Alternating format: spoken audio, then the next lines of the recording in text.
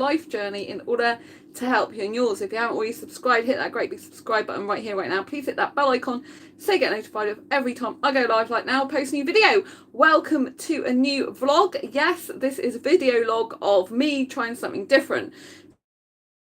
So in 2022, I am on a mission to try different things. And what I want to tell you with that is that there are no failures in life, just lessons we learn from. So therefore, you cannot fail. Because what happens in life is people get scared of trying new things because of what people might say. If you start it, then you stop it. Or if you have a go at it at all, and people might make fun of you. But when it doesn't matter what other people think, you can just try something once, and if you don't like it, you don't have it again, right? There's a lot of, hi, Kashal. Lots of love to you. Love the smiley faces. So there's a lot of people that get so scared to try anything new because they worry about what people think and what people might say. But I want to say to you, do not worry about what people might think or say or how they react, right? Because unless we try different things, we don't know what we like or what we don't like. And also, you can stop after trying something once. I'm currently in my kitchen, which is not very orderly because I don't like cooking, right? So this is a new thing I'm trying. I'm going to talk to you about and show you all my ingredients that I've just got. So far this year I've tried the gym. I used to go to the gym years ago, I have to let you know, but it didn't work out. I got really poorly. It didn't suit me. Here in India it's depressing. I wish I were in England such as you. Kushal, you have to get yourself over here. I wish you're over here too. I like Indian guys, as you know, probably. I presume you're a guy, aren't you? I think I've asked you that before, but even if you're not, I still, Indian women are nice as friends. I'm just not attracted to women or non-binary people as well. I've got friends that are non-binary as well, and trans friends that are Indian, so all welcome. But yeah, so I wanted to let you know there are no failures in life, just lessons we learn from. So therefore you can get out of your comfort zone, you can try new things, because most people in life, we're so scared of doing something because of how someone may react, what they might think, what they might say. But you don't have to care what people think or say, because the most important person's opinion that matters is your own. Why should you value another person's opinion of yourself more than you value your own? You shouldn't.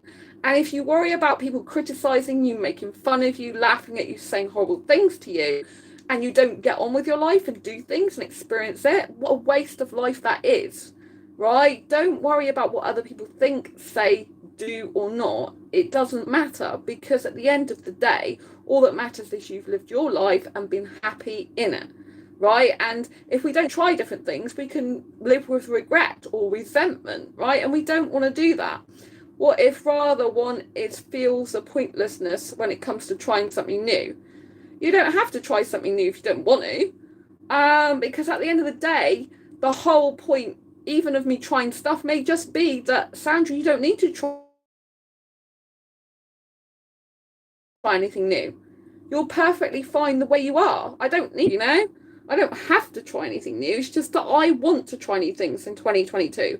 I want to do it on purpose to push myself out of my comfort zone, because I know I've got other things, other areas of my life, such as career, I want to push myself out of my comfort zone. And I think by practicing pushing myself out of my comfort zone of other things, maybe that's not so frightening, it's not so worrying. It's like, if it goes wrong or it doesn't work out, who cares? Right? By doing that and by practicing, getting out of the comfort zone muscle. But I know most people will be too scared to get out. I'm in my kitchen, so the Wi-Fi is not as good in here. So, and there's also my dryer on, so that's probably interfering.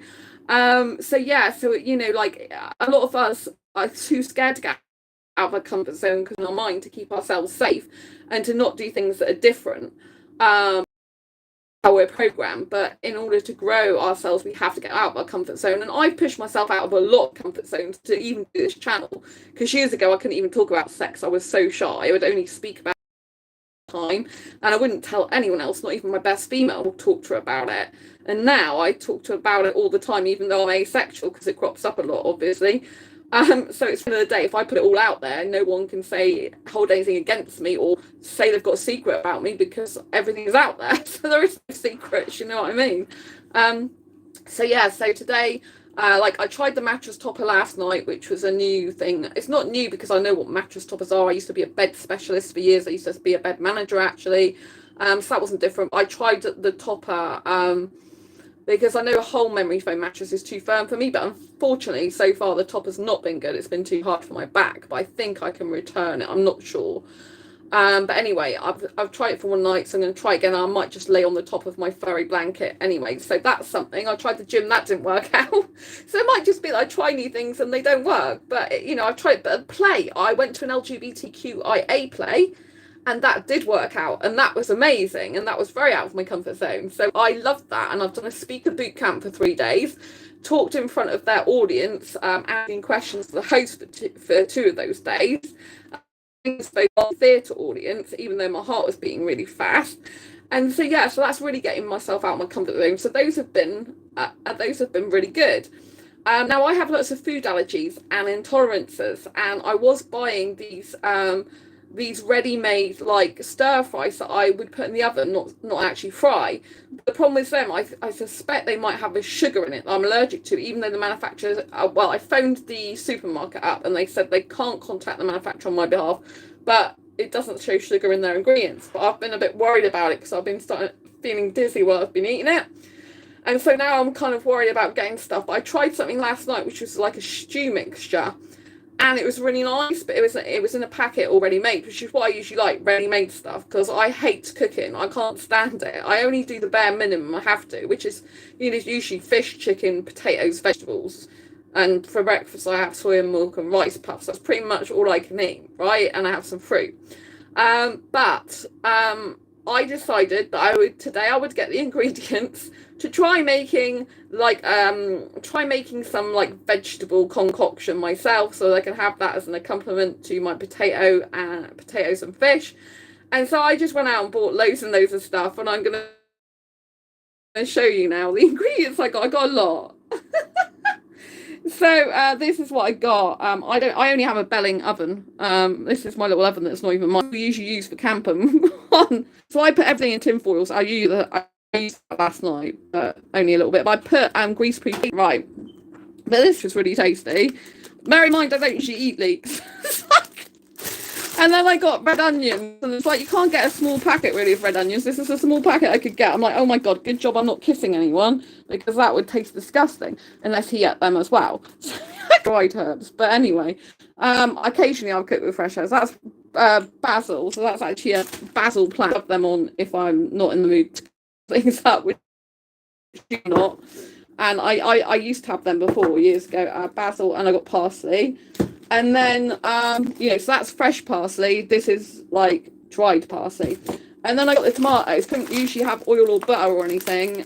So I'm hoping that I can only eat cherry tomatoes. I can't eat big tomatoes. I can't eat plum tomatoes because they hurt my tummy. So I'm going to try the cherry tomatoes, and hopefully the juice from the cherry tomatoes will actually, satiate through the rest of the food. And then I've got some carrots, and I've got some peppers. Yellow and red peppers. The only time I eat these type of things is when I buy them ready-made in a packet. But yes, I've actually decided to get the ingredients and try and have a go myself. So yeah, I don't want to take too much time on it because I hate cooking, and I think life is worth living and doing lots of stuff that doesn't require chopping up much stuff. So this is a bit of a yeah, I could be doing loads of other stuff while I'm busy chopping up this, but I'm going to try and get into the habit of doing it very quickly. Just like peel something, chop, chop, chop, chop, chop, shove it in there really quickly to see if it turns out okay or not. And if it doesn't, that's fine, I won't get it again. But if it turns out okay, I might think about it. But yeah, I just decided had to go out to a shop, so I thought I'd go and get that on the way back because I'm a bit worried about the ingredients. Thanks for the thumbs up, lots of love. I'm a bit worried about the ingredients because I'm worried about sugar being in the ones in the supermarket, but I get so bored eating the same things all the time. I mean, it literally drives me nuts because my allergies are sugar, which is my worst allergy, refined sugars. I can have natural sugar in fruit juice. And I've got, I'm allergic to wheat and monosodium glutamate and spelt, which is the alternative to wheat. And I'm intolerant to gluten, intolerant to lactose, intolerant to dairy, intolerant to yeast. Can't have berries, usually not strawberries, raspberries, or blueberries, particularly strawberries. I'm allergic to them. And I can't have apples, only apple chow.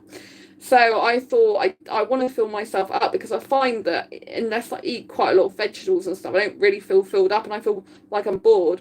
Hi Sandra, great to see you, Princess. Oh, lots of love to you, Liam. Thank you. Oh, I love that warm welcome, Princess. I was on that reminds me, I was on a dating coach's channel. Was it yesterday or this morning? And I literally, he was all about, there was someone who said about, he said about a queen being a queen for a king, and I'm like, oh, what about a Disney princess looking for a Disney prince, but she doesn't need to be rescued because she can look after herself. I thought that was really funny. You might notice a seed in my kitchen, which is a very weird place to have them, but I live in such a small flat that I can't really put things in places where they should go. I've got things in places where they should go, but everywhere else as well.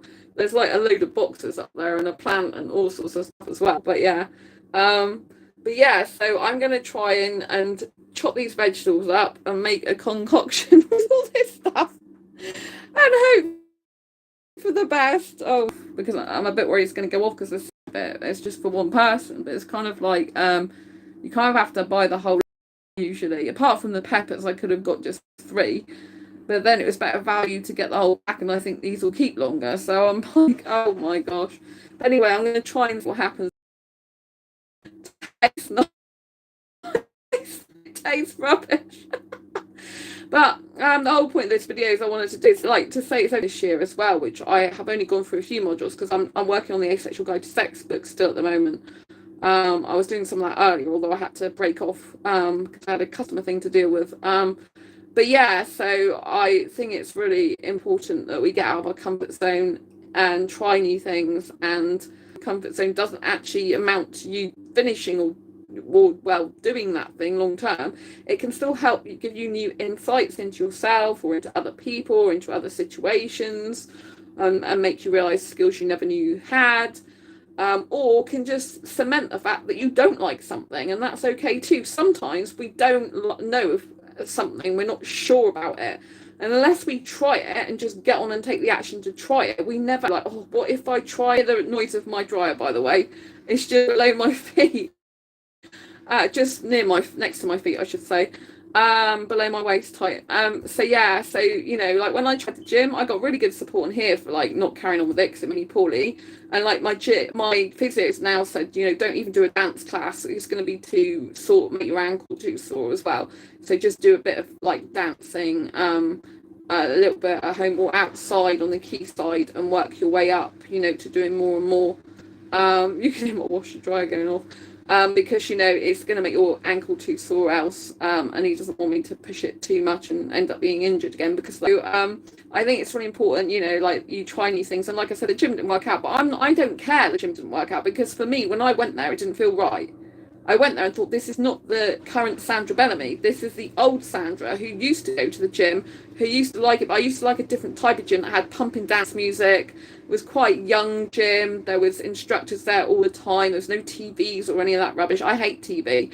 As soon as I walked in that gym and realised they have televisions in the gym and the news is on, that just put me off completely, because I don't want to go to the gym to have my mind mashed. I purposely do not watch the news because it's really bad for my mind. And I thought, you know, like, I do not want to come here and have that in front of me all the time. It's horrible. And it was boring and I didn't like it. And I realised that I need to just do dancing, because that's where my heart lies, what my love is. And exercise should be energising. It should be fun and playful and motivational and make you feel good, not make you feel bad. And so I just realised that being in that environment is no good for me. Not to mention it did exacerbate my pain conditions, which is not what I want to do. So that's out. The mattress topper I tried in the early hours of this morning. So far that hasn't been a good experience either. So, but you know, sometimes you just got to try these things out. And if they don't work out, they don't work out. At the end of the day, there are no mistakes because you just learn. It's a learning process. I learned very long time ago, there are no mistakes in life, just lessons we learn from. And this really helped me to move forward with my life. I thought, well, I can't fail, because even if other people would see something as a failure because it didn't work out, or didn't work out the way they wanted it to or thought it might, then, you know, and it didn't work out how I'd hoped it had, then they see that as failure. I don't see that as a failure. I just see that as, okay, I tried something, didn't work out, so what? Let's learn from it, let's grow, let's move on. That's not for you. Because some people, they have great success at certain things. Like, some people are great at comedy. I'm not a very funny person like that. I don't like comedy aimed at me. I don't like anyone making fun of me directly. I only like general jokes. I don't think funny is in my vocabulary very much. So, you know, I like watching some comedy, but I'm not really a comedic person. I'm quite a serious person that likes to have fun, going to theme parks, zoos, aquariums, living a teenager lifestyle. So that's where my fun comes from, like being like a Disney princess, having cuddly toys. So really, fun for me is a lifestyle. It's not about making jokes. It's not about being comedic. You know, I don't try to be something I'm not like that, because I know that it's not suitable for me. It's not. Occasionally I might make the odd joke, but it's really not who I am. Quirky teenager way, I like to have fun. So, you know, people can have fun in different ways. So it's really important that you know that even if you try something, it's okay if it doesn't go right. It's okay if it doesn't work out. It's okay whatever happens, because, you know, as long as you're alive and here, and, you know, that's happened and you've had NX, it's better than not close ourselves off to ourselves, or to not be living a true, authentic life. You are an amazing, beautiful person, Sandra. You are a person that will get asexuality recognised for the equal valid sexuality it is.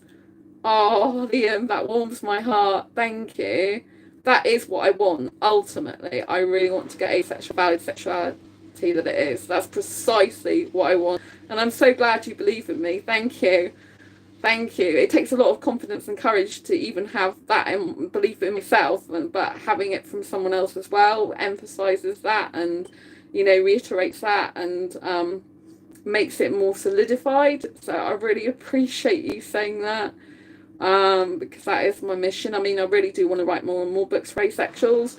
I have got a book for sexuals in mind, but it's good because if I do it well and I say I'm asexual, which of course I will be doing, it just spreads asexuality to a much wider audience, because I have to get to sexuals, and I do have sex experience, so I can kind of use that to my advantage to help them to help us, because they need to know that there's no point in chasing after someone who actually doesn't like or want or need sex in the first place. And I think the majority, if not all, of the dating relationships book tend to leave that out, because they tend to go on the premise everyone loves sex.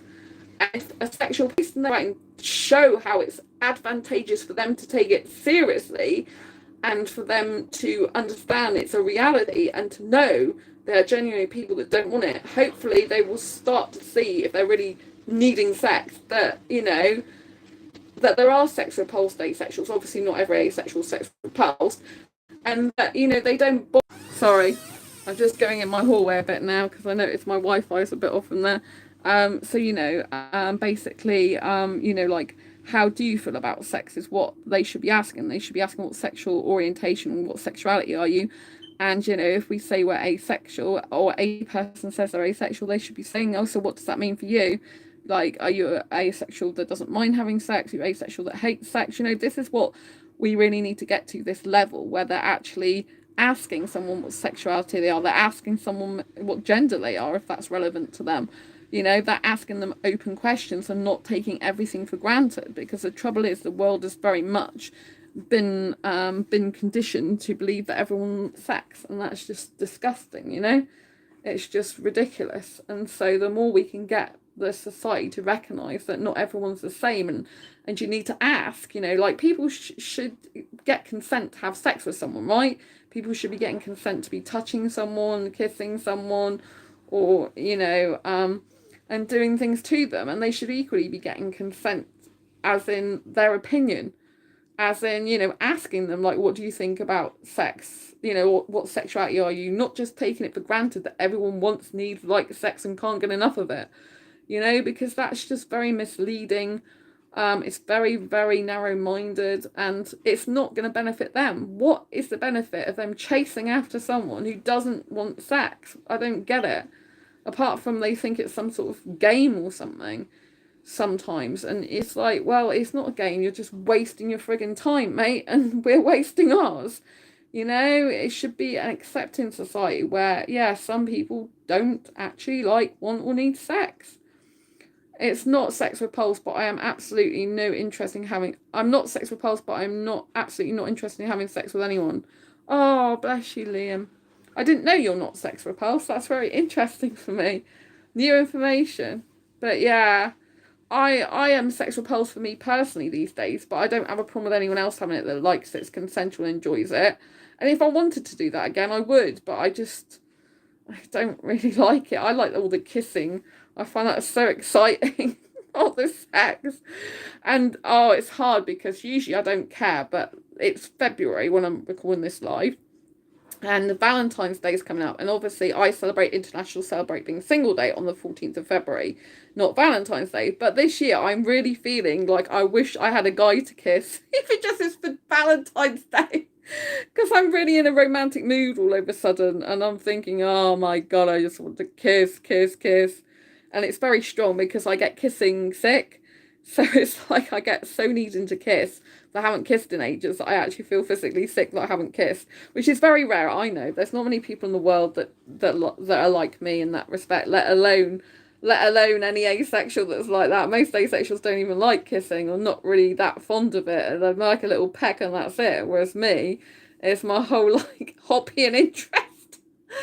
But I can't do that with anyone at the moment, so it's kind of like really difficult for me. At least when I was going out clubbing, if I wanted to kiss a guy, you know, and he wanted to kiss me, and I felt comfortable enough to do that, then I could get on and do that. But with COVID, that put a stop to that. And obviously I don't do that if I'm if I'm in a relationship with someone, I don't do that. Or when I was dating, I wasn't going to be doing that. But yeah, with other people. But mind you, when people date, they still see other people anyway. A bit weird, but there you go.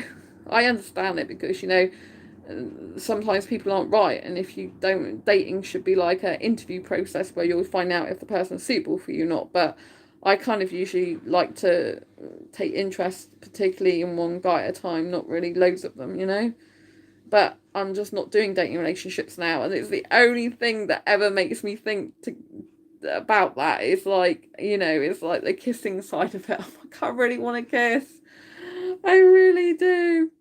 But I'm trying to take my mind off things, but it's not really working this time. It's just like, I just need a good snog and then I'll be fine. And so I guess that is why I can understand sexuals that do like sex, but I do not understand why they pursue people who, what I was trying to say is I can understand why some guys or people do like sex when I really love kissing so much, but I do not understand when they come after someone who doesn't feel the same way as them, because that is just ridiculous and a pointless waste of time, energy, and effort. It's just stupid in my opinion. But maybe they do it because, like I said, they like the chase, they like someone who's different. But I just don't think it's a good idea. I don't think it's a good thing for them to do that. I think it's quite disrespectful. And in an ideal world, it'd be great if like everyone was like asexual. Maybe people weren't, but I love being asexual, so I would never actually think that it's good to be heterosexual and that's the only sexuality. I don't think actually it's good for any sexuality to just be the sexuality, because I think life would be pretty boring, actually. I think it would be so boring if we were all the same. I don't have a problem with, lesbians or gays. I mean, I've got gay and lesbian friends, and I think everyone should be free to love who they want to love, regardless of age or gender. Obviously not illegal age. They've got to be like legal age. I don't think that's right to be with someone underage. But, in general, age shouldn't matter. Sexual orientation, sexuality, shouldn't be the issue. It should be that two people or more, if they're polyamorous, love each other. And it should be they're being true to themselves, Like, I can't be attracted to older guys in the sense of wanting to kiss them and stuff, because I'm just not attracted to older guys usually. I can't force myself to be something I'm not, just to please society. Do you know what I mean? There's so many guys that are older that like younger women, you know, and as an older girl that likes younger guys, you know, the women tend to get a lot more stick, especially from other women as well. Guys don't seem to care. I mean, I'm in a group that is, I'm still in dating groups, but I don't actively participate in them usually, or certainly not to go after anyone.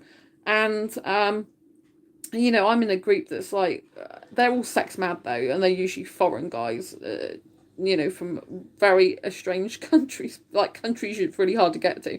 So I'm not interested, but I just observe in there. And there's loads of guys that like older women. And when I was on Facebook dating, there was a load of guys that liked older women, but they wanted to settle down actually, as in settle down as in one guy wanted to just get a camper van and just go around holidaying all the time with his girl. And he said, I'm not bothered about sex, but I do want someone to go away with weekends and stuff. Well, some people might love that, but I don't. I'd rather stay at home and build websites, or go to a theme park, go to a zoo, go to an aquarium, have fun with my life. I'm not into camping or caravanning. It's boring to me. I'd rather live a high octane energy life, you know, watch movies, dance, just like, you know, be doing vlogging and blogging, and just having a great time with my life. So it's not who I am, you know. I'm not one of these type of people that decides they want to settle down and go caravanning everywhere. I'm a hotel girl, really. Lights, camera, action, good life, good times. So yeah, it's very interesting, the world in which we live in, with so many different people liking different things. But yeah, I really don't like sex. It's really not for me, but I have had it in the past. If I wanted it again, I would, but I've been happily sex free now for over 10 years, and I can't see me changing that. But I do wish I could kiss. I so wish I could kiss. It's difficult because with me, I see young foreign guys and I'm like, oh, I could just kiss him. I could just kiss him. He's so good looking. I could just kiss him. Because I get highly aesthetically attracted to guys with their face. You know, it's all in the face for me. So, you know, I just like, you know, I just like love a guy who's got a really nice face, like dark hair, clean shaven, beautiful face, you know, and I just like, you know, you like what you like, you know. I think it's a shame that people can't accept people for who they are, you know. The most important thing is to be your true authentic self and love who you love, be who you are, and show that to the world and not care what people think, you know.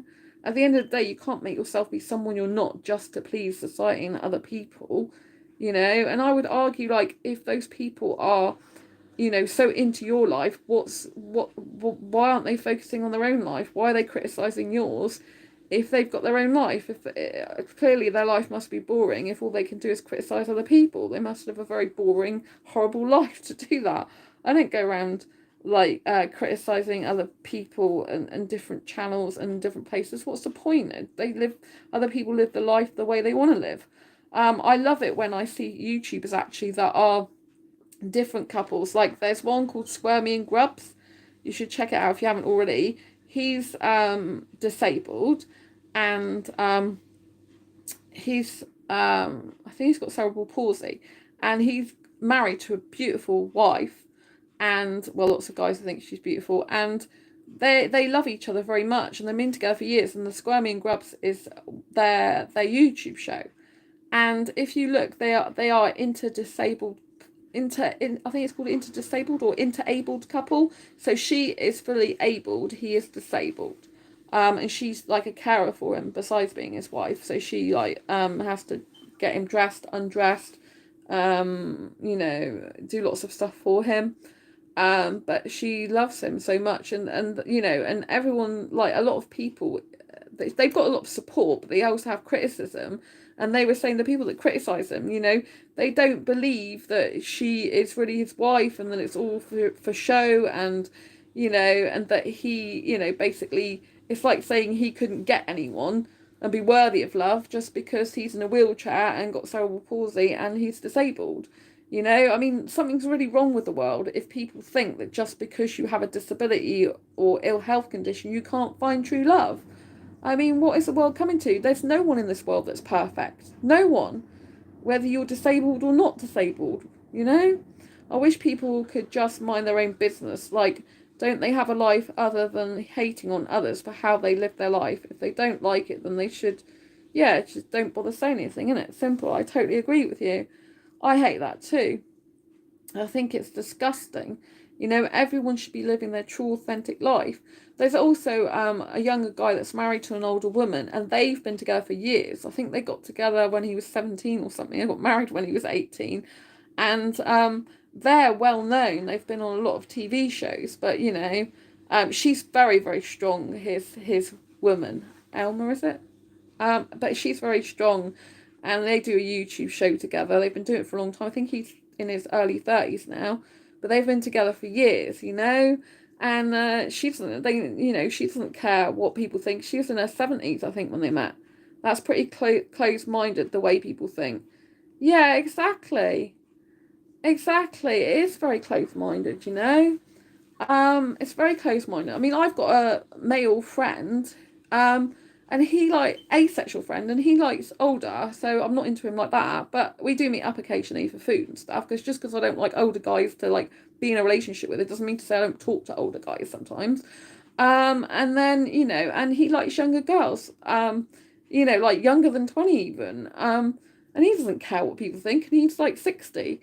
And so he just doesn't give a shite what people think, and I just think it's a damn shame that as a female myself that likes younger guys, that I get criticised sometimes for it. It's like, so what? But obviously, some younger guys, they really love older women. They find them much more mature. They find they're easy to get on with, less drama. They like the life experience of an older woman. They like to, they think they're more reliable because we usually know what we want, We're not going to mess them around like someone younger might do, because obviously it's no problem if they like younger as well. But, there are advantages to being with an older girl, older woman. There's one person, and I know of entrepreneur, and he's been with his partner for a few years now, and there's like 20 years difference between them, but they run a successful online Facebook business. And there's loads of people in their groups. I'm in the group. I bought a course from them before last year. And there's loads of people, entrepreneurs, I think there's about 7,000 people in the group. That's amazing, exactly. And no one criticises them. No one, because they're all mature adults usually in that type of scenario. They don't go around criticising someone. I think they met, there's 20 years difference between them. I think they met when he was 17 as well, which is obviously quite controversial in the great wide world, but they never act like it's a controversy. They never act like there's difference, because she just looks a few years older than him. She looks really young for her age. She doesn't, she's 42 and he's 22 now, but she doesn't look her age. She looks she does look older than him, but not that much. Probably about 5 years older or something. I don't know, but she's really young, but she's very, very mature for her age. And they met abroad, and they love each other, and he's smitten with her. He even told me that in a private message. He said, until I met her, he wasn't that because I told him about being asexual. He said till he met her, he wasn't really into sex, but then when he met her, and he loves her, he's smitten with her, and she's the one for him. It was different with him. So I thought he was trying to be nice to relate to me, obviously. But they're a lovely couple. She's just become Facebook friends with me now. She's only Facebook friends with him for like the last 1 or 2 years, I think it's been. But yeah, so they're an amazing couple. He's very intelligent. He actually helped her in her business. So although he was the younger one when they met as well, obviously because there's 20 years difference, he was the one that was teaching her about business and affiliate marketing and stuff like that, and helping her, because they were saying they met through Facebook actually, and they had a business conversation. He was helping her with her business, and this is how come that they got together in the end. And so just because someone's younger doesn't mean to say they're less intelligent than an older person, doesn't mean to say they don't know more than an older person knows. I hate all these stereotypes. I hate the fact that they go, oh, it's an older woman, why would you like younger guys? Because they're just not mature. Well, some younger guys are really mature. and some younger guys are really immature. You know, it depends on the individual. Agreed, love doesn't judge. Exactly. You know, and we should be taking people on their own merits, you know. I mean, you know, like I need a strong younger guy for me. You know, I find that because a lot of asexual guys aren't out about being asexual, like they're just not strong enough for me in that way, because I need a guy that's out about being asexual and doesn't mind me talking about him on my channel, you know, and that doesn't mind the fact, you know, that I'm going to say that I'm asexual to his family, because I'm not going to like stop talking about what I do. I mean, my whole life is pretty much geared towards asexuals, like writing books, blogging, talking about asexuality all the time, running my asexual groups. It's like the main part of my life, to be quite honest with you. And, you know, and I'm not going to not say anything to his family or his friends just because he's not out or he doesn't like it, you know. He wouldn't be the right type of guy for me, you know. I would have to say no, you know.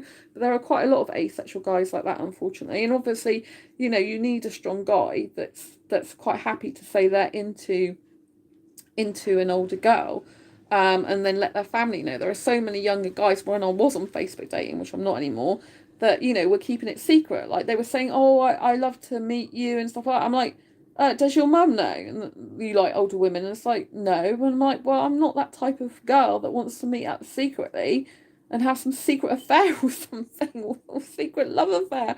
I'm just not that type of person, you know. I don't believe in that. You know, and I think a guy who's really strong will have literally said to his parents a long time ago, look, mum, dad, you know, just let you know I'm into older girls, and so, you know, don't be surprised if I bring an older woman back, you know.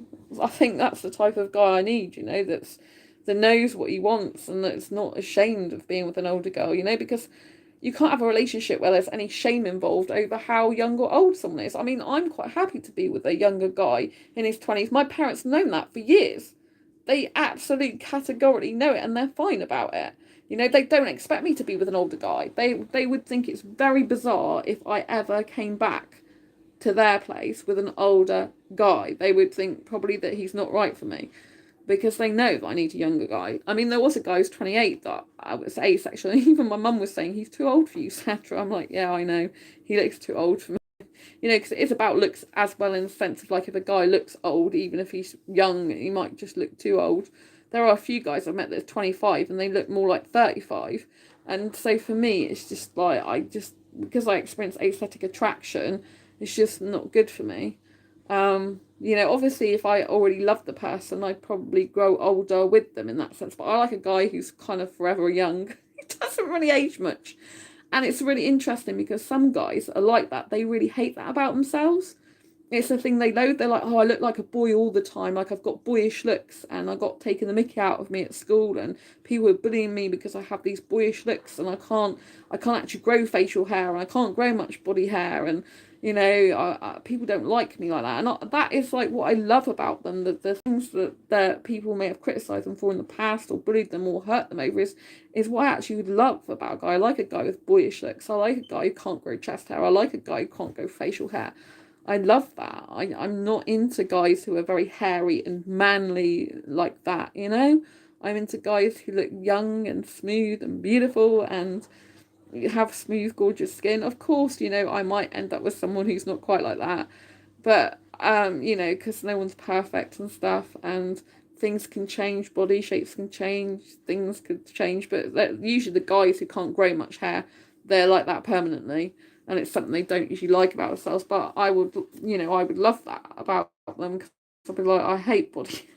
I shave my own arms and legs all the time, you know? But there's someone for everyone as well. Like, I like skinny guys. You know, even though I've been with big... my last ex of 8.5 years, he was really skinny. He couldn't put on weight. But then was a guy I was with who was 15 stone when we split up. But he used to crush me. That's why I prefer a skinny guy. Plus, I just like skinny guys these days. But, I mean, you know, I might not get a skinny guy. And if I had ended up with an Indian guy who was larger, I'd just be like, oh, use your tummy as a cushion and lay my head on there and you can stroke my hair. That'd be quite nice. And I think he was my cuddly teddy bear. So that'd be quite sweet. So, you know what I mean? I am flexible to a certain extent and that type of stuff. I think it's important to be. But yeah, I think, you know, like, it's good to try new and different things, but it's also good to know yourself as well. So I think try new and different things with things you're not quite sure about, or maybe you've tried before but you want to try again. But yeah, so but someone who likes an older girl will not go around saying old woman and stuff like that. Someone a while ago said old woman. I'm like, that's how they refer to me, and I'm like, excuse me, I'm not old. I'm really young. My birth certificate got absolutely nothing to do with who I am. Plus, I'm not even middle-aged in birth certificate age yet. And people are living a lot longer these days. I think a lot of the time it's because abroad there's a lot of foreign guys whose mums got married and have kids really young. And it's like, you know, like they might be in their early 20s and have kids and stuff like this. And it's like, you know what I mean? So it's just like, yeah, they don't grasp the fact that, you know, times have moved on, especially in the UK. I mean, someone who's classed as old would probably be in their 70s in the UK, something like that, 70s plus. You know, but you know, I even when I did try the gym, I saw guys in there that I think some of them were 70s. I never believed the term "there's someone for everyone." Some people are meant to be alone. Interesting, Liam. Yeah, I mean, hmm. I mean, I do get your point. I mean, if you think you're meant to be alone, then obviously you will be alone because whatever you believe is true for you. Um, And it's interesting because I actually had a friend, or got a friend, one of my best friends actually, not my asexual friend, but another one.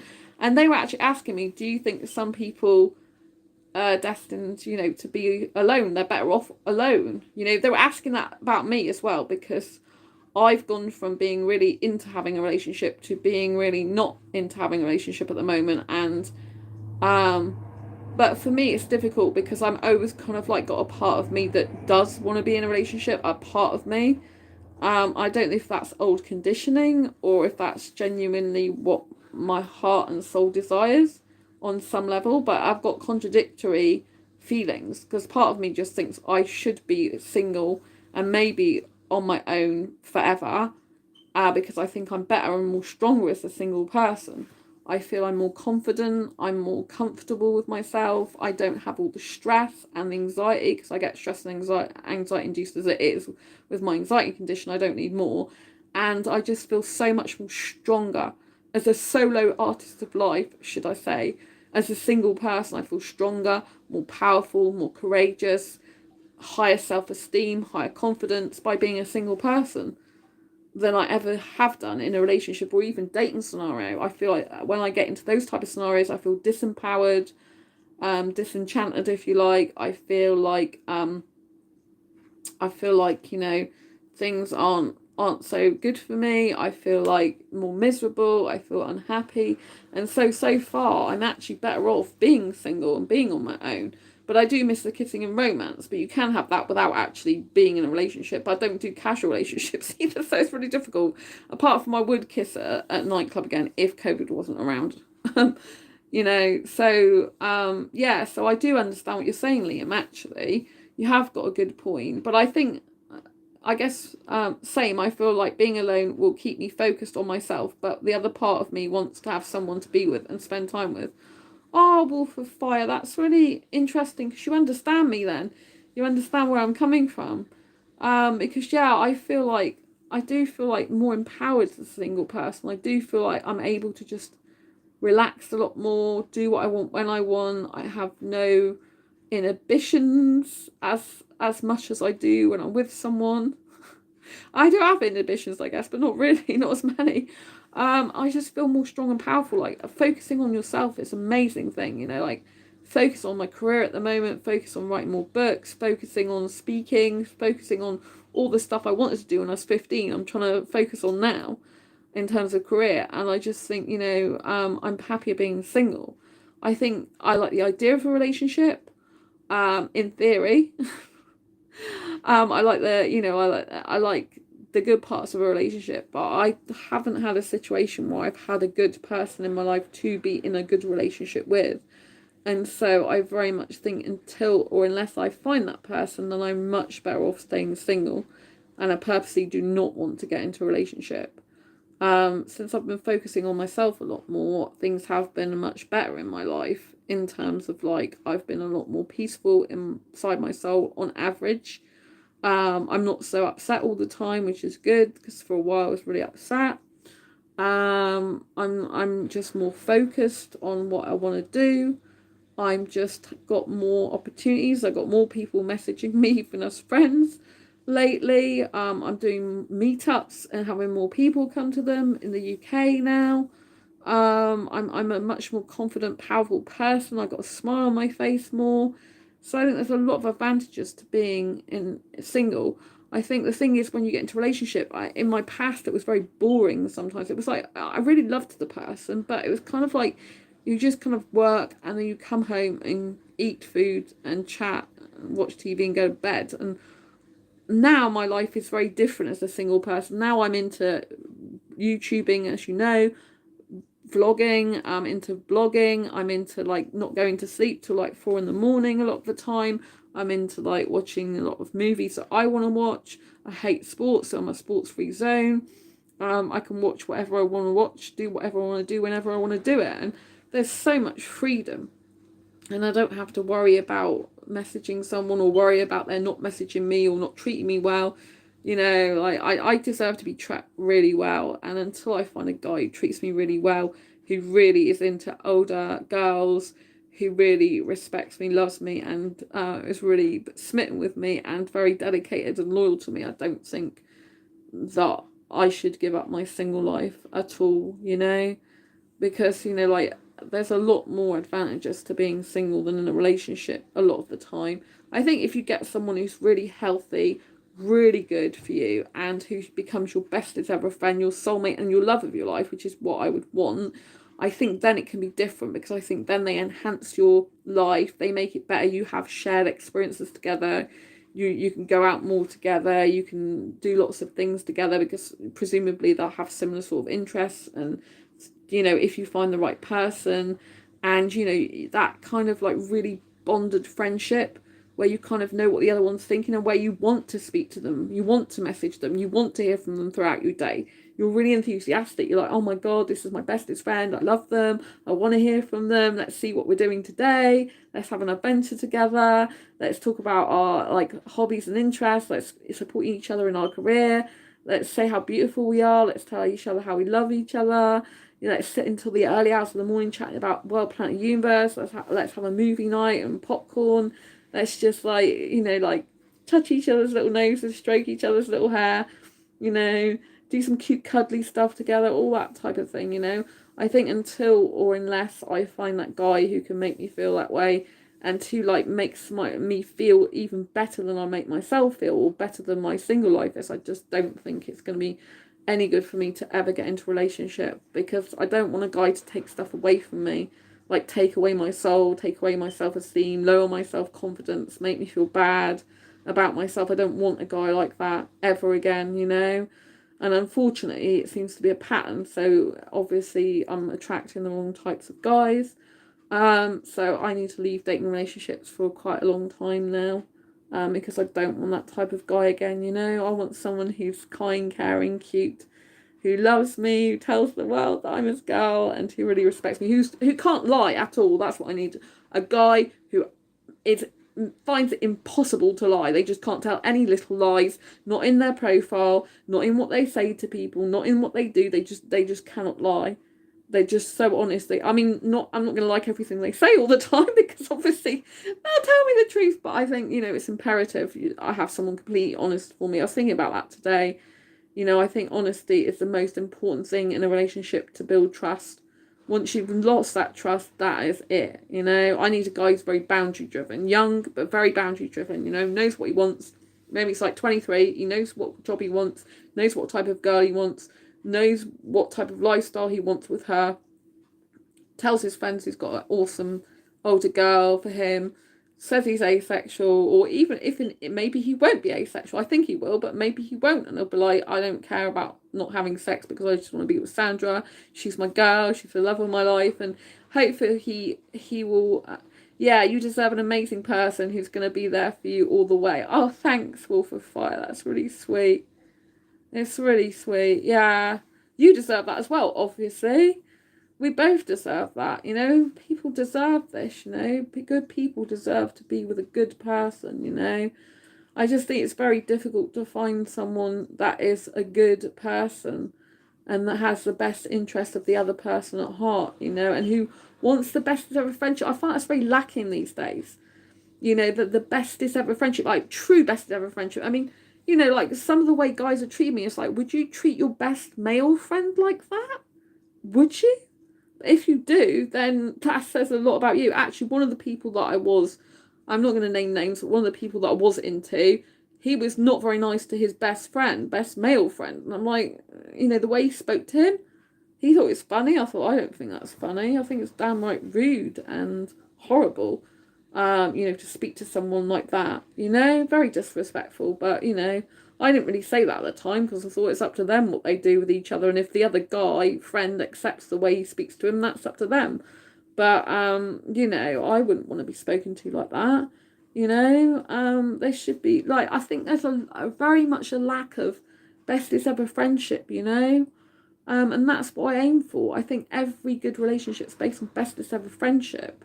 And you need to find that person who's... I have got best friends anyway that are non-romantic. So I don't need to have a relationship to have a best friend because I've already got that covered. And I'm my own best friend as well. And my guinea pig's my best friend. Chuck everything in there. All these best friends.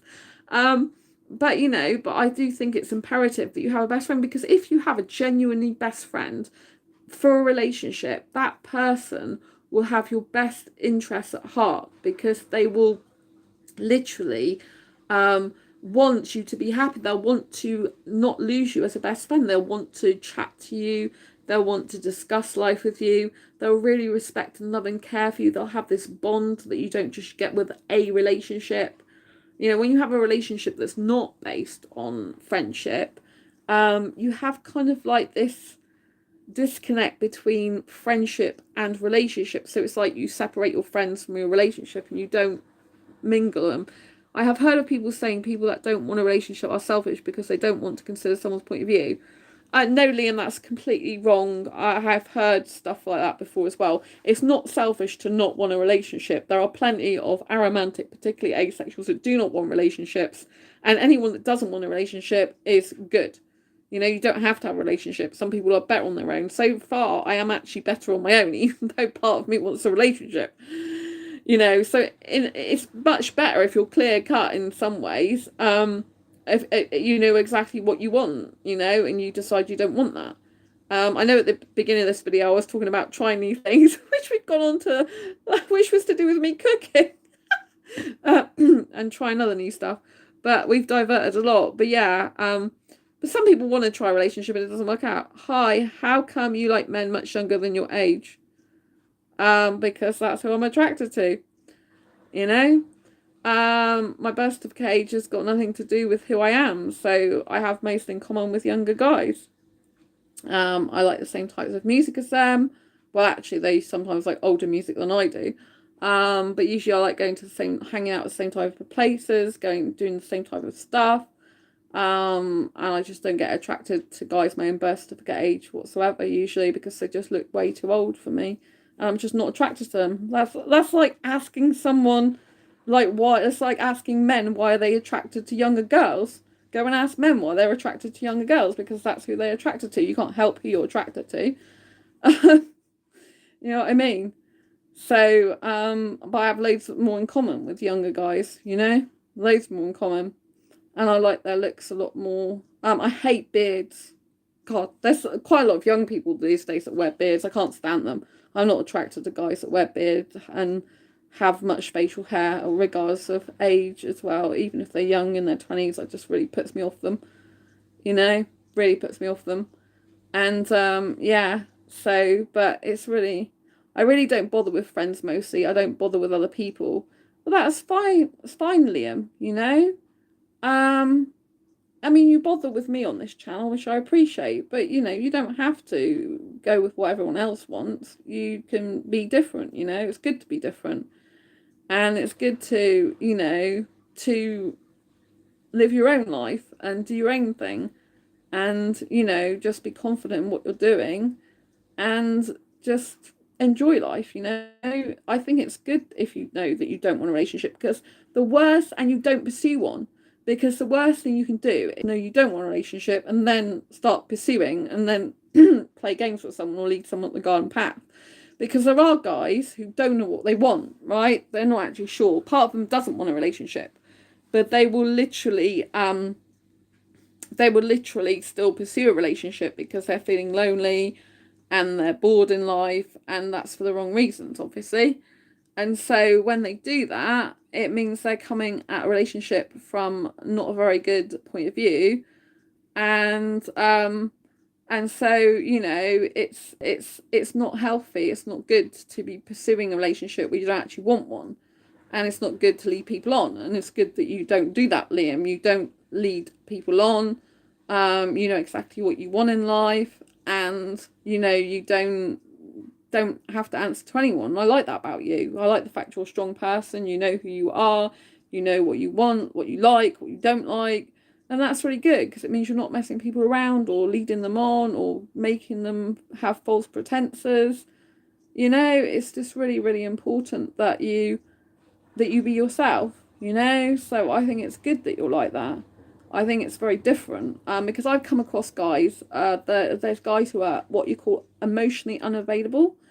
And emotionally unavailable guys, they literally are available for friendship, but they're not available for a relationship, but they act like they're available for a relationship.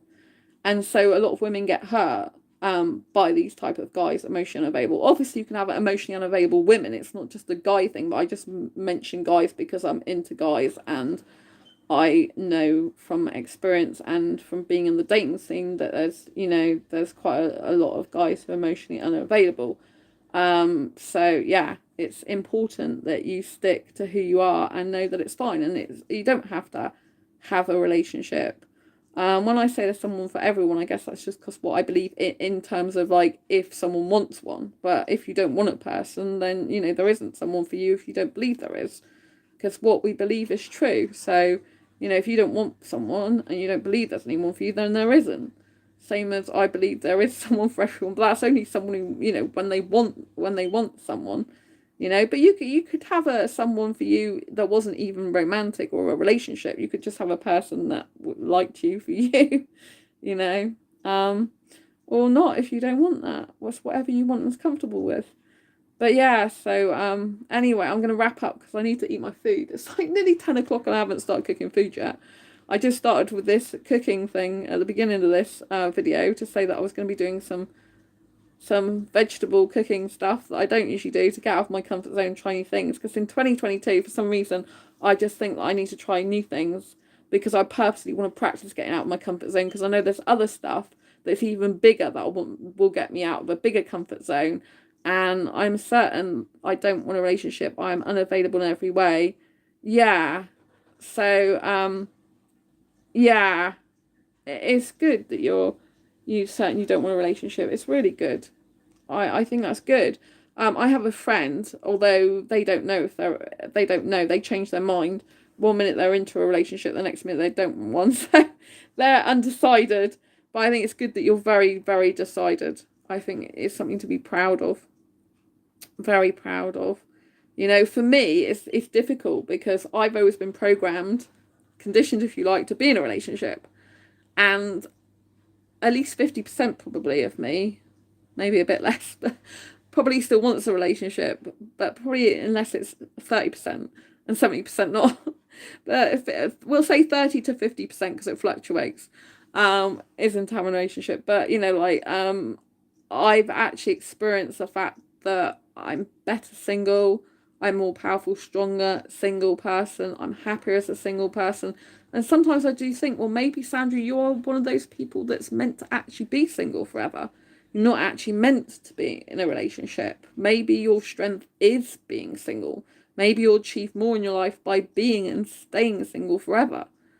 But then obviously I always go back to this in my mind that I've got an Indian asexual soulmate somewhere in the world and I'm going to be with him in the future.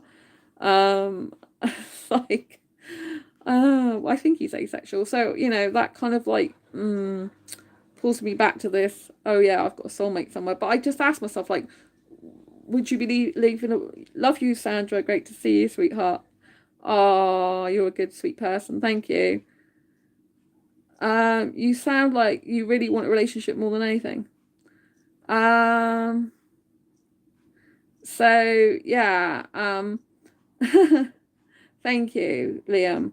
Um, yeah. So, but you know, I function better as a single person. You know, so it might be that relationships aren't for me, or it might just be that I'll do that much later in life. I live my young teenager life right now a lot more. But then I don't want a guy who's going to change me, you know. Um, I still want to be living a young, fun life. Leicester, huge Indian population. Oh, that's why you're talking about Leicester.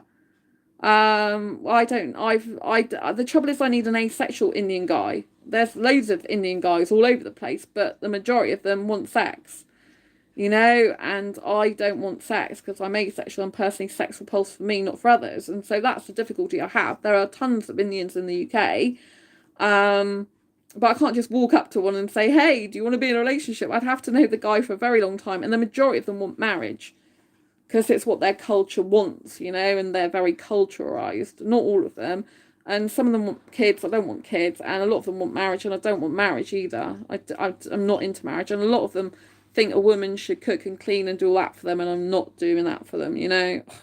I do not want a guy for that. I do not want to be in a relationship with a guy who expects me to cook, clean, do housework. It's not happening because I don't like that life, and I'm not here to be doing that for a guy. It's not my place, and it's not what I'm interested in doing. So yeah, I mean, there's guys in my city. I've met so far in the nightclub when before the pandemic.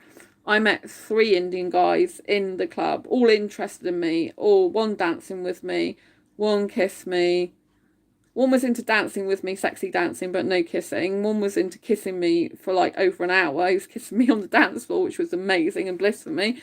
And then the other guy was like, I'd only been dancing with him 5 minutes, and he wanted to kiss me, but I didn't because the pandemic had just started then, and he wanted to go home and have sex with me. He was only, I think, 18 or 19 because he'd only just been in the UK for 8 months.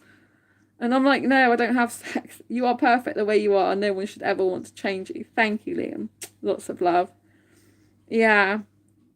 So yeah, I just like, you know, that's 3 different Indian guys. Because so it's not like I can't, it's not like I can't get an Indian guy or have a kissing scenario or whatever with someone in my city. But it's just like they're all after sex basically, and I'm not interested in sex. You know, and a lot of the guys in the UK that I'm in UK Indian groups, and the majority of them are actually married already. It's really nice for me to see that though, to see there's a lot of Indian guys that are very faithful to their wife. You know, they got a picture taken with their wife, they're talking about their wife and their kids and stuff, even though I'm not into marriage and kids. They're very faithful and loyal. There's a lot of Indian guys that I see in these groups I don't see in other places that are very like family orientated, very wife orientated, you know, and I do love that. I think, yay, this is good stuff because I want to see that there's more Indian guys that are faithful and loyal, you know, because there's some, like when I was on Facebook dating, there was one guy, he was in like his wedding photograph, you know, looking for another woman. And I'm like, geez, you know, it looks like you've just got married and yet you're here trying to find another woman. It's disgusting. And one of the sites I was on a long time ago, or actually my profile's still on there, Mingle Too, which is don't go it's a sex site basically, or so I got told, but that's not what it says. But yeah, a lot of them are after sex on there. But this guy, I think he's married 25 years, Indian with 2 kids, looking to have an affair, and he liked my profile, and so I saw him, and I'm like thinking, oh my god. He's like, oh yeah, I've got a wife and 2 kids, but now I'm a bit bored and now I want an affair. And I was thinking, that's just so horrible. Why not just divorce? Because obviously, with Indian guys, you know, divorce brings shame upon the family. But I mean, they should feel ashamed of themselves, like going to have an affair, you know. Okay, but that's extreme. Yeah, it's not. Yeah, it's very extreme. It's not good. Um, but yeah, I find it, you know, like I can't. I haven't yet found an Indian guy suitable for me. There's only one Indian asexual guy I know of that's still in the UK, and he told me categorically he wants marriage, and that's it. So he doesn't speak to me. I think we're Facebook friends still, but he doesn't talk to me, which is fine because I'm not interested in getting married. Like my parents have been married for 52 years. They have kind of a traditional Indian marriage huge, actually. So my mum does the housework. My mum loves doing housework. She likes being a housewife. I'm the opposite to my mum. And their relationship works really well, though. My dad's like the traditional go out to work, but he's retired now, but he's still got a non-profit. But yeah, so he's still kind of got yeah, I think if you lived in a town with a large Indian population, you wouldn't like them as much. It's because it's exotic to you. Oh, really? I'm just mostly I live in a big city. Like, my city isn't small. I don't live in a town. I live in a city, and there's full of ethnic minorities. I live in Exeter in the UK, and it's full of, especially Indian students, and stuff like that. It's not that it's exotic to me. It's just I have the most aesthetic attraction, the most soul attraction, the most, spiritual attraction, the most clothes attraction, the most I have like 8 asexual attractions, and Indian guys usually fulfill all of them usually. Well, not every Indian guy fulfills all of them, but only an Indian guy has ever, I think, fulfilled all the criteria the majority of the time.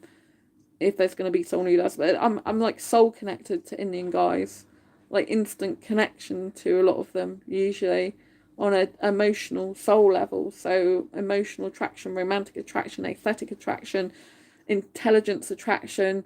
I love a guy who can code websites. Oh my god! But it's not the same if a British guy can do that. I'm not really into British guys, but if a foreign guy can code, particularly Indian guys, that's so asexually turning on for me. It's like I want to kiss him and talk to him more and more. but it's it's not the same as a British guy. If a British guy can code, it's great, but I'm not really attracted to British guys. They don't really do much for me. However, I wouldn't completely discount it. But my longest relationships have been with British guys, not foreign guys. I've had relationships with foreign guys and British guys. But my longest relationships have actually been with British guys in the past. But my last long-term ex, he always used to get angry with me saying, oh, you love foreign guys. Even though I wasn't doing anything with foreign guys at the time, just based on the fact he met when he was interested in me, a relationship with me, before we actually got into a relationship and we were friends, he knew I liked foreign guys then, and I was actually in a relationship with foreign guy and then another one. Well, I had 3 foreign guy relationships before I was with him.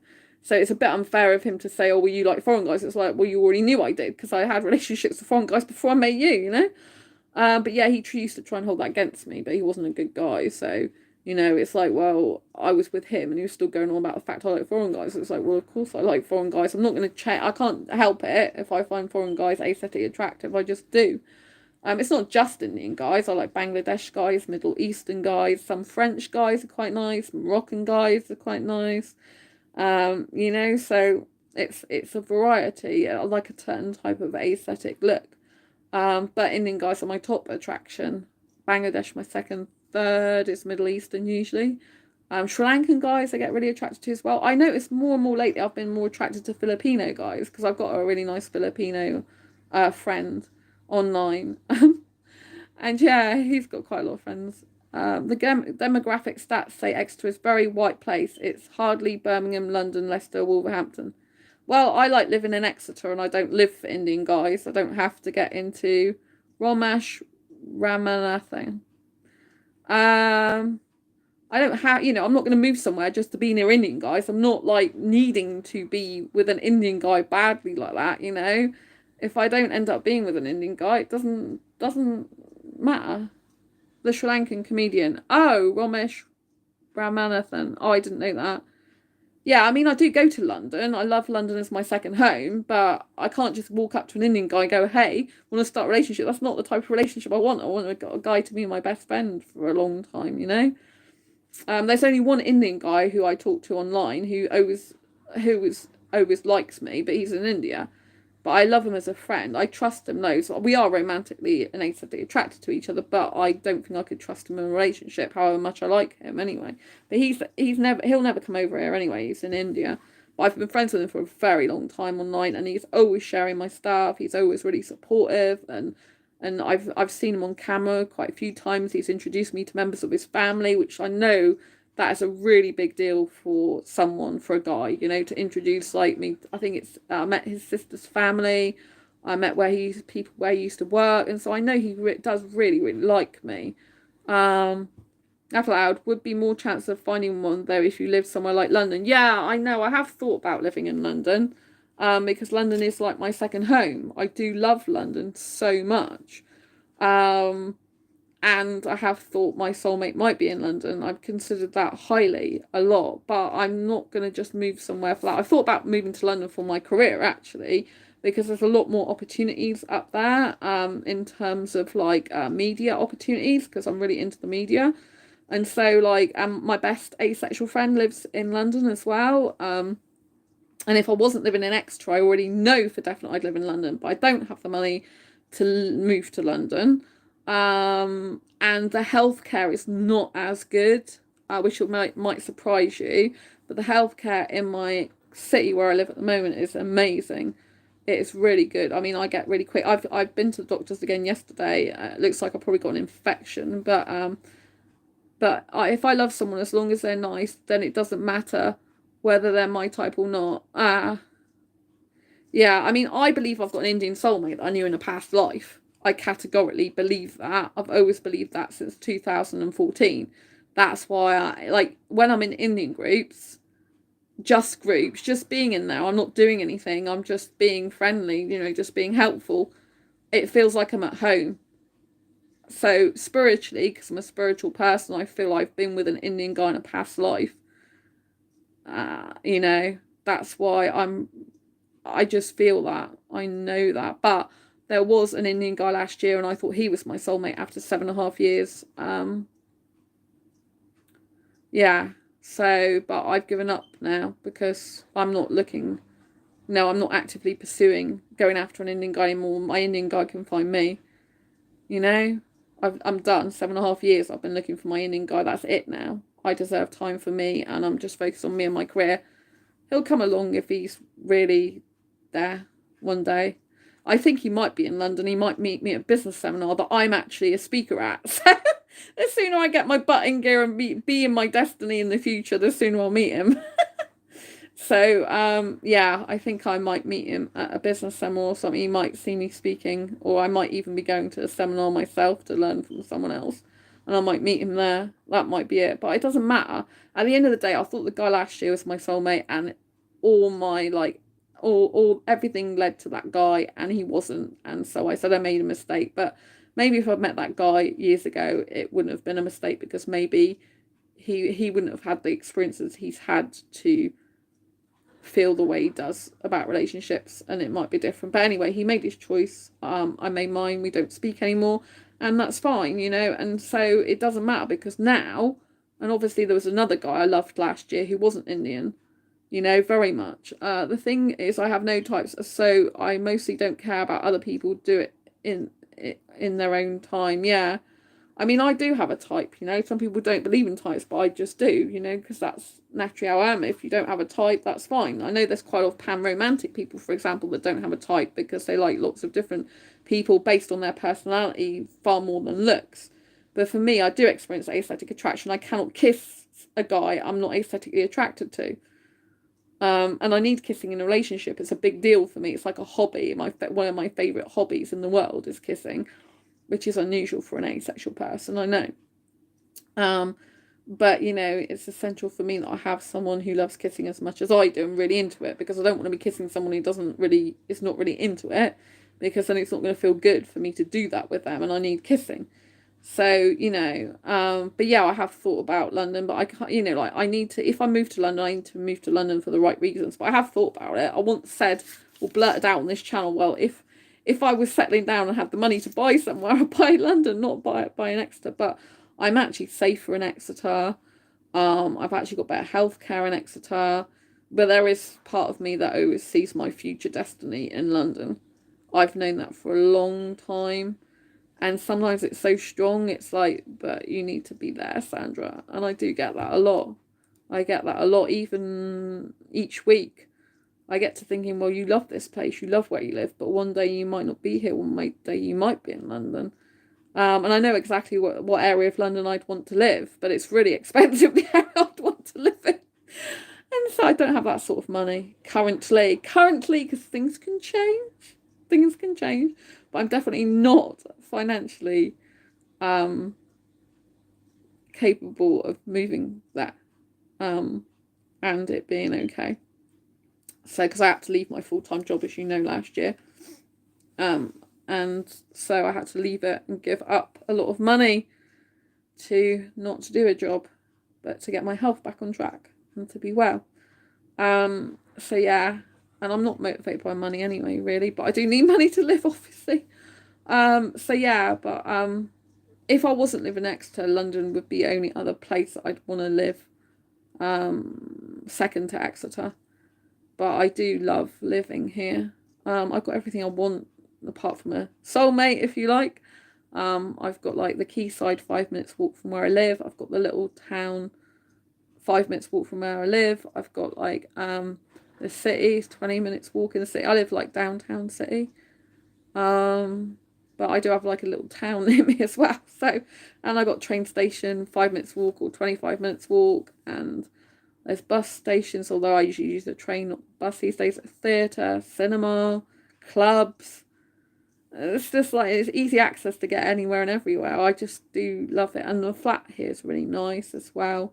Although it's not, the landlord doesn't keep it in the best state. If I'm saying a criticism, you know, there are things that could do with decoration. I could do with a new kitchen because the kitchen cupboards are kind of falling to bits. But you know, I've lived here for a very long time on my own. It's a very safe house. It's actually very quiet, my flat, even though I like noise.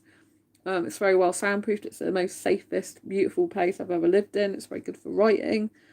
And so, you know, I feel very blessed to be here. But there is a part of me that does always think about my destiny being in London. But that's my destiny anyway. It's not where I am now. And, you know, we can create our own destiny. So it's up to me whether I decide to actually ever go there to live or not. And at the moment, it wouldn't be financially viable for me anyway.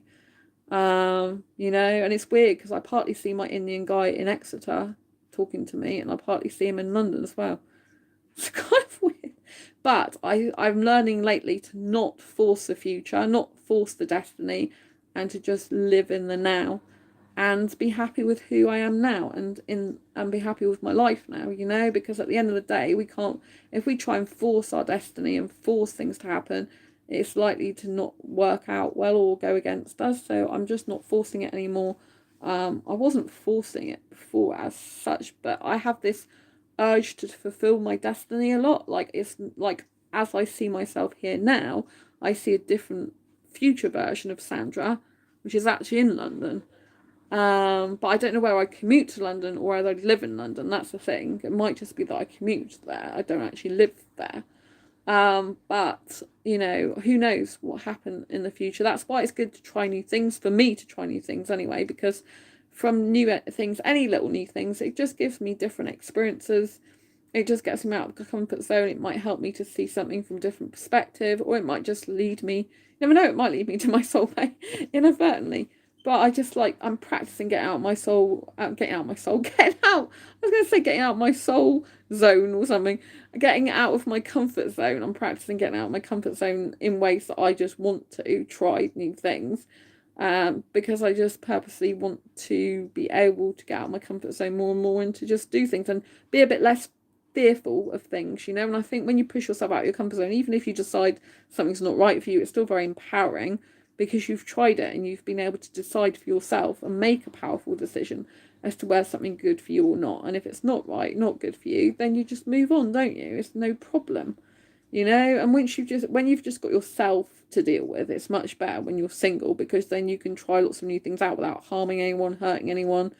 And as I'm single at the moment, it's good because I'm pretty much flexible wherever I can go or want to do, you know. But I do still have my guinea pig at my parents', you know, so my guinea pig Angel's everything to me, so I couldn't just like up and leave anyway, because I need to be near her, really. But you know, and like I said, I don't have finances to move, and I don't want to move for the wrong reasons. I've known people who move, and they move because they think, oh, they're going to see more of their friends, they're going to get more friends, they're going to do this, that, and the other, and they move, and they find out that when they moved, it's not as rosy and sweet as they thought it would be. And therefore they've actually kind of like sad that they've left what they've left. And so unless I decide to move for the right reasons, I can't see me moving for a long, long time, if ever. but I can't stay here forever, because if the anything happened to the landlord, his son would sell the place. So I know I can't stay here forever and a day. But the landlord's not that old. Well, I say he's not that old. I think he's in his. Well, he's not old, not by today's standards. I think he's in his 50s. I think, which isn't very old. I think, but I don't know. So, he's got loads of life left in him yet, theoretically, but I know he's had some health things. I can't imagine myself moving. I get attached to stuff pretty easily. Yeah, I have to say I'm very attached to this place. The flat is like one with my soul and my personality. It's very good for writing. I've got everything I need here apart from the soulmate, as it were. And, and I think any guy would love to live here. Like, if I had an Indian guy that moved to live near me, which would be ideal. The quayside is beautiful because you can ride your bike. I don't cycle, but he could ride his bike along there. If he's into running, he can run along there. There's gyms really near me, more than one gym if he's into doing the gym. I don't really like muscly guys, but there's quite a few guys that do the gym, and it's good for them if they like that. So I would still encourage them to do it, and I'd still be proud of them doing it, because if they like it and it's good for their body, go for it. That's why I say. So I could end up with a muscly guy. It's not into muscles. I don't mind muscles on their arms. It's their chest I don't like, because it's just like I don't feel they're very cuddly. I feel they're very like ribby, and it's a bit hard, and I don't like that feeling. It's a bit like an armadillo, and it's just very off-putting for me. I'd rather have smooth skin. But the arms, a bit of like muscle on the arms, it doesn't bother me. It's quite nice. But if they don't have muscle on their arm, it's equally nice. But I've got used to toned muscles on the arms. So, but yeah, who knows what the future holds? Hey, but I just think it's good that this year I'm doing some different stuff. I like that about myself. I just want to try something, but I want to put it out there that if I try it once and I don't like it, it's fine, and I'm moving on, because I'm making quicker decisions this year. This year for me is practicing decision making quicker decisions, doing things differently, making a decision to do something that I haven't done before quickly, and then deciding, no, I don't want to do that if it's wrong, quickly. So I'm just using certain new experiences to literally practice what I need to do to, I think, evolve as a person. Like, practice getting out of the comfort zone, practice making decisions, practice making quicker decisions, practice taking decisive action.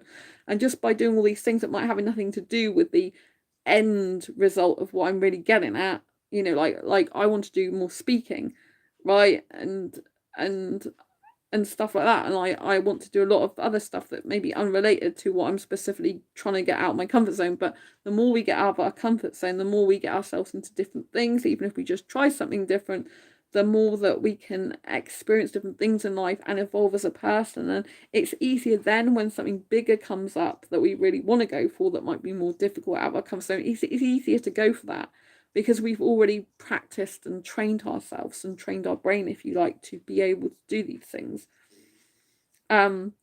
Whereas if we don't train ourselves, it's a lot harder to do it, because I feel quite a lot of resistance sometimes to change.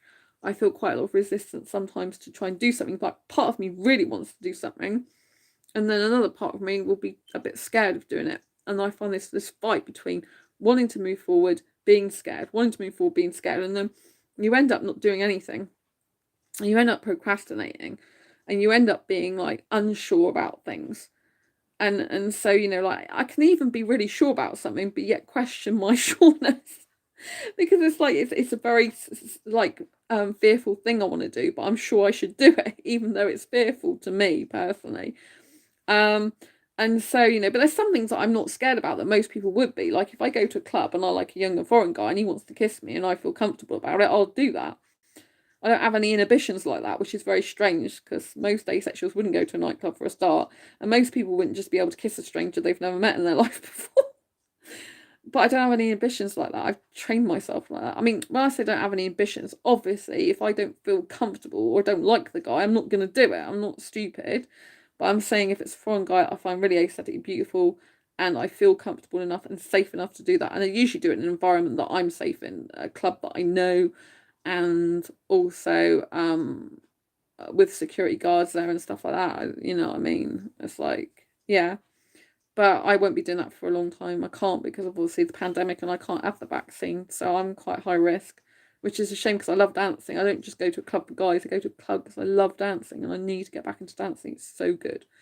I really love it to bits. But last time I went clubbing to a club I don't usually go to, I was clubbed for 5.5 hours, but I was poorly, as you know, if you watch this channel, for like 6 weeks.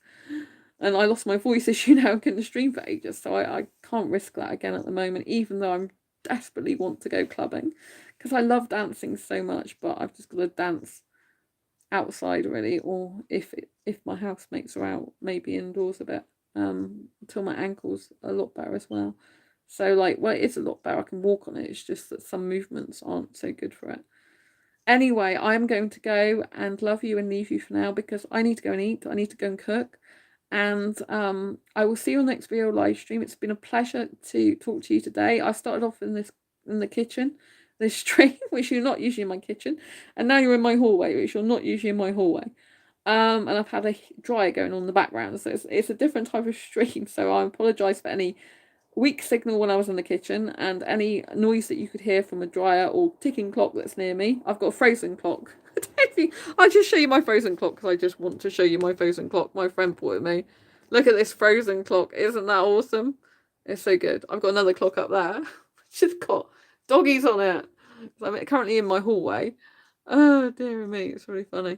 But yeah, so a different kind of stream tonight. But yes, I'm going to go because I'm very, very hungry. It's like, nearly 10:30 at night and I haven't ate food for a long time.